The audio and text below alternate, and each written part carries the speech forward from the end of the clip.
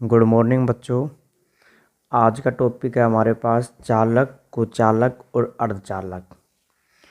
देखो, सबसे पहले हम बात करते हैं कि विद्युत का चालन। तो दुनिया में विद्युत का चालन दो वजह से होता है। एक होता है इसमें मुक्त इलेक्ट्रॉन की वजह से और एक होते हैं इसमें आयन की वजह से। ठीक है, तो दुनिया में विद्युत का चालन दो वजह से होता है। एक तो होता है आयन की वजह से, एक होता है मुक्त इलेक्ट्रॉन की वजह से होता है। अब चालक, कुचालक और अर्धचालक पदार्थ क्या होते हैं? भाई ऐसे पदार्थ जो अपने में से विद्युत धारा को प्रवाहित होने देते हैं या गुजरने देते हैं, वो क्या कहलाते हैं? चालक कहलाते हैं। जैसे एग्जाम्पल की अगर हम बात करें, जो आयरन है यहाँ पे, ये जो आयरन है, इस आयरन में क्या होता है, गुण पाया जाता है कि अपने में से विद्युत धारा को प्रवाहित होने देता है। ठीक है, यानी कि विद्युत धारा को अगर आप यहाँ पे अगर आप स्पर्श कराते हो इसमें वायर को, तो आपको यहाँ पे करंट क्या होगा, महसूस होता है। तो यानी कि यहाँ पे क्या है, ये क्या पदार्थ क्या कहलाएगा, विद्युत का चालक पदार्थ कहलाता है। जबकि ऐसे पदार्थ जो अपने में से विद्युत धारा को प्रवाहित नहीं होने देते हैं, वो कहलाते हैं कुचालक पदार्थ कहलाते हैं। जैसे प्लास्टिक वगैरह हो गए। इसमें अर्धचालक क्या होते हैं कि ऐसे पदार्थ होते हैं जो परम शून्य ताप पर यानी कि लो टेम्परेचर पर तो कुचालक की तरह व्यवहार करते हैं। जब इनका टेम्परेचर बढ़ा देते हैं तो किसका काम करते हैं, ये चालक का काम करते हैं इसमें। अब हम बात करते हैं कि ये जो चालक और कुचालक अर्धचालक है, इनको हम समझेंगे बैंड सिद्धांत के आधार पे या बैंड थ्योरी के आधार पे।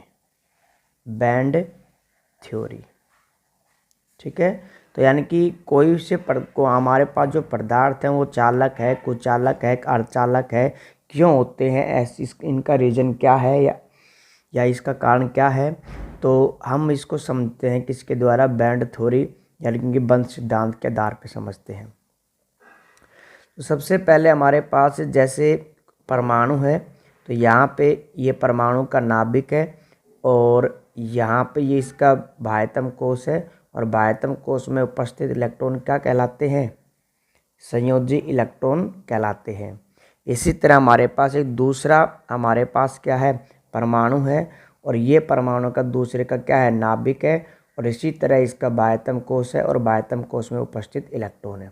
तो यहाँ पे इस समय दोनों परमाणु क्या है, एक दूसरे के दूर दूर है, तो इनके बीच में किसी भी प्रकार का फोर्स नहीं लग रहा है इसमें। तो जब किसी भी प्रकार का फोर्स नहीं लग रहा है तो इनकी जो ऊर्जा है, किनकी इलेक्ट्रॉन की ऊर्जा है, वो इस समय लोवेस्ट ऊर्जा है इसमें। ठीक है, अब हम क्या करते हैं इसमें, जब अगर इन कणों को पास पास लेके आते हैं, जैसे इनके बीच में हमारे पास एक कण और आ जाता है, एक कण और आ जाता है इसमें, सॉरी परमाणु आ जाता है, तो यहाँ पे परमाणु कैसे हैं, पास पास हैं। ठीक है, तो अब इन परमाणुओं के बीच में क्या लगता है, दो प्रकार का फोर्स लगता है। कौन कौन सा? एक तो इसमें होता है आकर्षण फोर्स यानी कि अट्रैक्टिव फोर्स, एक होता है रिपल्सिव फोर्स। ये जो न्यूक्लियस एक दूसरे को रिपेल करेंगे तो यहाँ पे फोर्स कौन सा लगेगा, रिपल्सिव फोर्स लगेगा। इसी तरह इलेक्ट्रॉन है, ये एक दूसरे को रिपेल करेंगे। और अगर हम बात करें कि इसके इस नाभिक की, और ये इलेक्ट्रॉन को क्या करता है, अपनी तरफ अट्रैक्ट करता है।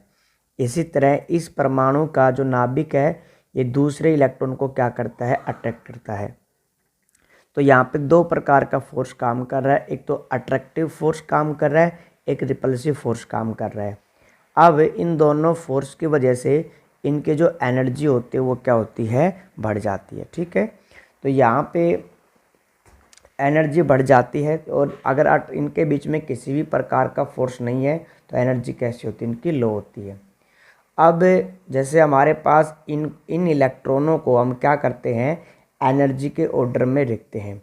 सबसे पहले हमारे पास जैसे ये एनर्जी के ऑर्डर हैं, बहुत सारे एनर्जी के स्तर हैं, जैसे यहाँ पे 1 2 3 4 5 6 ये एनर्जी के ऑर्डर हैं।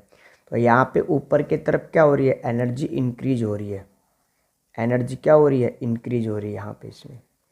तो सबसे पहले जो हमारे पास ये वैलेंस इलेक्ट्रॉन्स होते हैं ना, ये वैलेंस इलेक्ट्रॉन ध्यान रखना कभी भी विद्युत के चालन में पार्टिसिपेट नहीं करते हैं।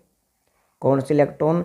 वैलेंस सेल के इलेक्ट्रॉन यानी कि संयोजी कोश के जो इलेक्ट्रॉन्स होते हैं ये कभी भी विद्युत के चालन में पार्टिसिपेट नहीं करते हैं। तो विद्युत के चालन में पार्टिसिपेट कौन करते हैं? मुक्त इलेक्ट्रॉन करते हैं, ध्यान रखना। ये मुक्त नहीं होते हैं, ये बंधे होते हैं कोश में, यानी कि नाभिकीय आकर्षण बल के द्वारा। तो विद्युत का चालन किसकी वजह से होता है? मुक्त इलेक्ट्रॉन की वजह से होता है। तो सबसे पहले हम बात करते हैं इन संयोजी कोश के इलेक्ट्रॉनों की। तो माना कि संयोजी कोश के जो इलेक्ट्रॉन हैं ये हमारे पास बहुत सारे इलेक्ट्रॉन हैं जिनकी ऊर्जा कुछ इस प्रकार है और जो कि ऊर्जा कैसी हमारे पास कम ऊर्जा है। ठीक है, तो यहाँ पे इन इलेक्ट्रॉनों को यहाँ पे रखते हैं तो यहाँ पे एक बैंड का निर्माण होता है।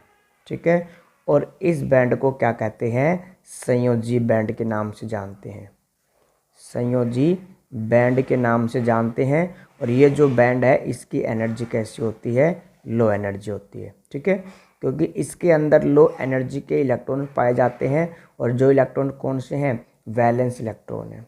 ठीक है, अब हम क्या करते हैं, इसको एनर्जी देते हैं। एग्जाम्पल के लिए हमारे पास बहुत सारे परमाणु हैं, अगर इनको एनर्जी देंगे तो ये जो बाह्यतम कोश का जो इलेक्ट्रॉन है ये क्या करेगा? ये एनर्जी को प्राप्त करके यहाँ से बाहर चला जाता है। तो एग्जाम्पल 4 के लिए हमारे पास कैसा इलेक्ट्रॉन है? ये मुक्त इलेक्ट्रॉन है। ठीक है, अब ये जो मुक्त इलेक्ट्रॉन है इसकी एनर्जी हाई है, इसकी एनर्जी ज़्यादा है और ये इलेक्ट्रॉन ही किस में भाग लेता है? विद्युत के चालन में भाग लेता है। तो यहाँ पे हमने क्या किया, एक दूसरे जो हमारे पास मुक्त इलेक्ट्रॉन है उनको एक साथ रखा और उनको एक साथ रखने पर जो बैंड बनता है इस बैंड का नाम क्या होता है? चालन बैंड। चालन बैंड कहते हैं। चालन बैंड क्यों कहते हैं? क्योंकि ये जो मुक्त इलेक्ट्रॉन होते हैं ना, जिनकी ऊर्जा कैसी होती है? हाई ऊर्जा होती है, ज़्यादा ऊर्जा होती है, वही विद्युत का क्या करते हैं? चालन करते हैं। तो आपको एक बात याद रखनी है कि जो हमारे पास परमाणु होता है उसमें दो प्रकार के बैंड हैं, ऊर्जा के दो बैंड होते हैं। एक होता है संयोजी बैंड जो कि एनर्जी किसकी कैसी होती है? लो होती है। और एक होता है चालन बैंड जिसकी एनर्जी क्या होती है? हाई। और यहाँ पे इन दोनों के बीच में क्या पाया जाता है? एनर्जी का डिफरेंट पाया जाता है। ठीक है, अब कोई भी पदार्थ चालक है, कुचालक है, अर्धचालक है, वो डिपेंड करता है इस एनर्जी पर डिपेंड करता है।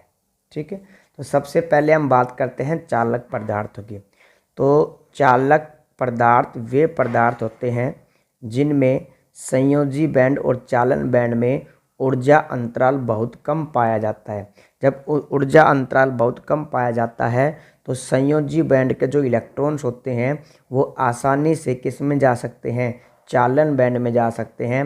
और जब ये आसानी से चालन बैंड में गति करते हैं तो इसीलिए ये पदार्थ क्या कहलाते हैं?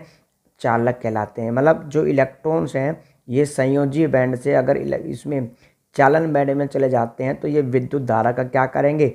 चालन करते हैं और ये इसीलिए क्या कहलाते हैं? ये चालक कहलाते हैं। तो सिर्फ आपको एक बात याद रखनी है कि चालक वे पदार्थ होते हैं जिनमें संयोजी बैंड और जो चालन बैंड होता है इन दोनों के बीच में ऊर्जा अंतराल बहुत कम पाया जाता है, जिसकी वजह से इलेक्ट्रॉन आसानी से संयोजी बैंड में चालन बैंड में चले जाते हैं।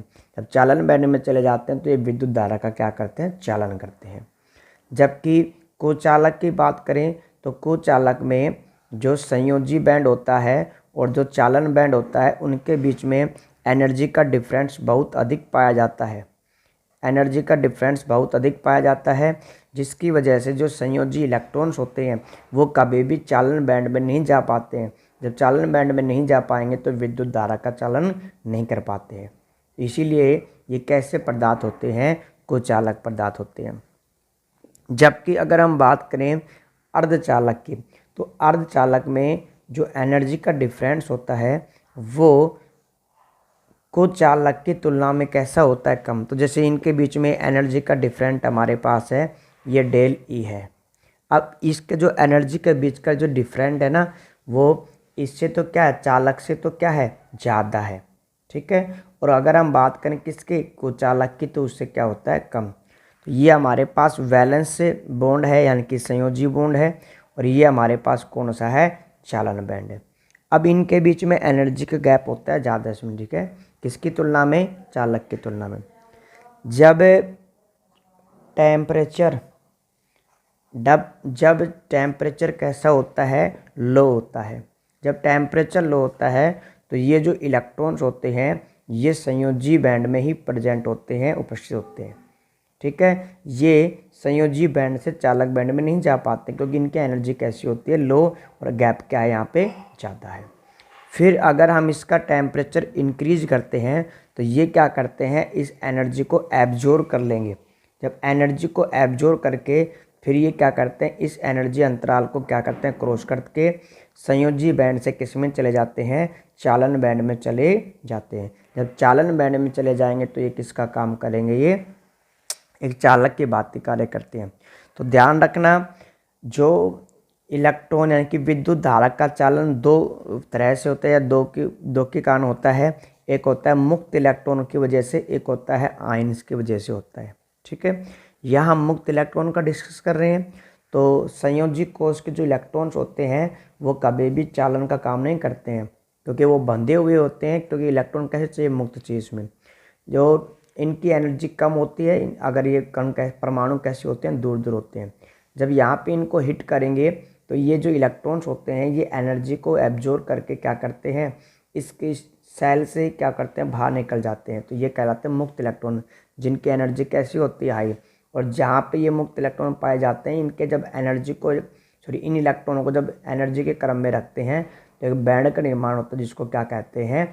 चालन बैंड कहते हैं। जबकि इनकी एनर्जी कैसी होती है? लो एनर्जी होती है। और इसको जब इनको अगर व्यवस्थित करते हैं तो जब भी एक बैंड का निर्माण होता है उसको क्या कहते हैं? संयोजी बैंड कहते हैं। तो चालक, कुचालक, अर्धचालक, इनमें इन पदार्थों में एनर्जी का डिफरेंट पाया जाता है। ठीक है, और एनर्जी की डिफरेंट की वजह से ही ये पदार्थ चालक यानी कि कोई पदार्थ चालक, कुचालक और अर्धचालक का व्यवहार करता है।